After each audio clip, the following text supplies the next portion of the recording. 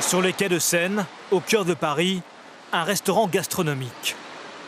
Je passe le feuilletage dedans, comme ça.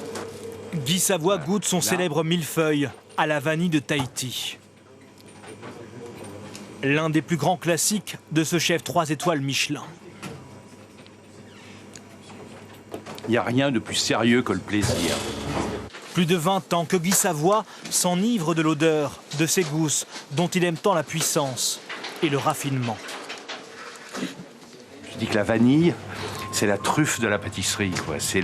On est dans le produit unique, rare en plus, hein, parce que cette vanille. Alors, j'aime pas le mot cher. Le mot cher, ça s'explique à des produits qui n'ont pas le rapport qualité-prix. C'est coûteux.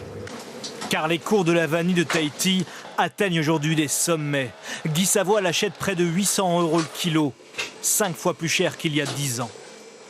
Alors pour comprendre la folie de la vanille, il faut partir en Polynésie française, sur l'île de Taha, celle qu'on surnomme l'île Vanille. Ce matin, c'est le grand rendez-vous mensuel de Taha. Oh là là, c'est joli, hein? Le marché de la vanille, où chaque petit producteur vient vendre sa précieuse marchandise. Bien mûr, hein? Ils sont bien épais, hein? Parmi les grands acheteurs, Alain Abel. C'est lui qui fournit directement les adresses les plus prestigieuses de Paris.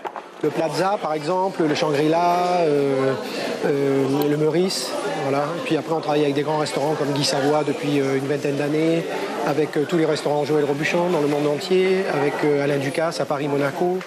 Mais face à la demande mondiale, le marché est ultra concurrentiel. Face à lui, Philippe Briand. Il vend directement aux grossistes européens et américains. Ou encore Brian, un ancien légionnaire qui fournit le marché danois. Alors les trois acheteurs font discrètement monter les enchères. OK. Et proposent des enveloppes bien supérieures au cours officiel, 85 € le kilo. Donc ça veut dire que le prix officiel n'est pas officiel? Voilà, le prix officiel, il n'est pas officiel. Pas du tout. Loin de là. On rajoute quoi, 10%, 20%? Oui, ça peut être 10%, ouais, à peu près. 10-20%, ça peut aller à 20%. Ça dépend les lots. Donc Durand peut mettre 30% en plus? Ah, il faut leur poser la question. Le gros paquet qui arrive. Hein? Hein?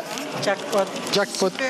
À la fin de la vente, Alain Abel aura dépensé pour 20 000 € en cash, comme c'est la coutume ici.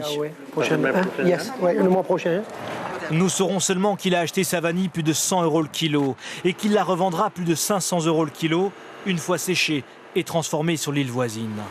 Après le safran, la vanille de Tahiti est aujourd'hui l'épice la plus chère du monde.